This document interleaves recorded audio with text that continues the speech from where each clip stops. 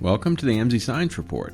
I'm Alan Lowe, Executive Director of the American Museum of Science and Energy and the K-25 Atomic History Center, both located in Oak Ridge, Tennessee. Recently, we were honored to present our 2025 AMSE Foundation National Award of Excellence to Dr. Sudip Parikh, the CEO of the American Association for the Advancement of Science, or AAAS, and the executive publisher of the Science family of journals. Sudip had joined me earlier on our podcast AMSECast to discuss his thoughts on American leadership and innovation. Part of our conversation focused on a very important report issued just after World War II.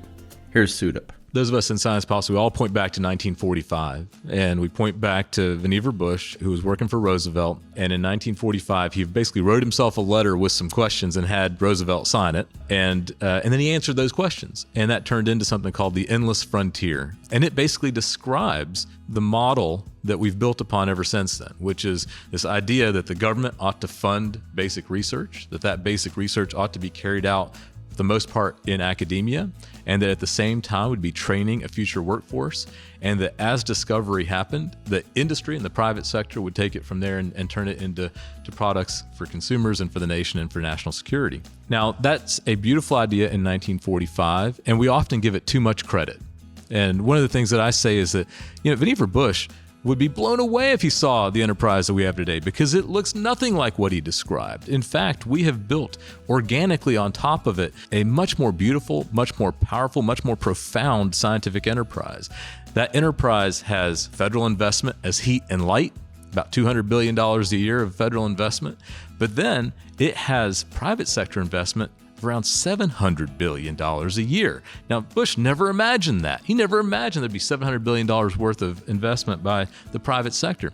And philanthropy, billions of dollars of investment by philanthropy. Never imagined that higher education would take on roles related to product development. He never imagined that.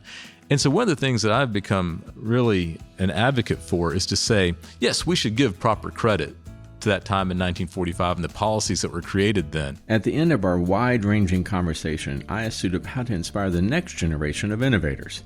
He emphasized the importance of highlighting great scientific and engineering accomplishments and showing their very human origins. I think that there are several things. One is when you see great stuff, there's nothing like seeing great engineering. When you see a beautiful bridge, when you see a rocket, when you see a robotic mission to a far-off planet, there is nothing like that. And that's what inspired me. That's what inspired many others, I think. The other is when you see that person who's doing that work in your community.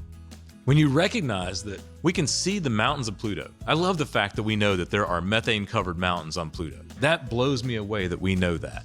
And when you recognize that the person who made that possible is living in your community or who grew up in your community, that makes a world of difference to recognize there's a connection between that thing that seems like magic. And it's actually not magic, it's math and it's physics and it's engineering. We want to be able to see that in our communities. And so if we can do those two things, which is first of all to inspire with great works, and then the second is to show that it's human. It is human. And that there are some folks like Einstein who are extraordinary. But so much of this happens from humans that are flawed, we make mistakes, and yet we are inspired to do something great. We are inspired to do something that pushes humanity farther. And when you see that, why would you not want to be involved in science? Thanks so much for joining me. Please make sure you check out my full AMSECast interview with Sudip Parikh and go to amse.org for more information.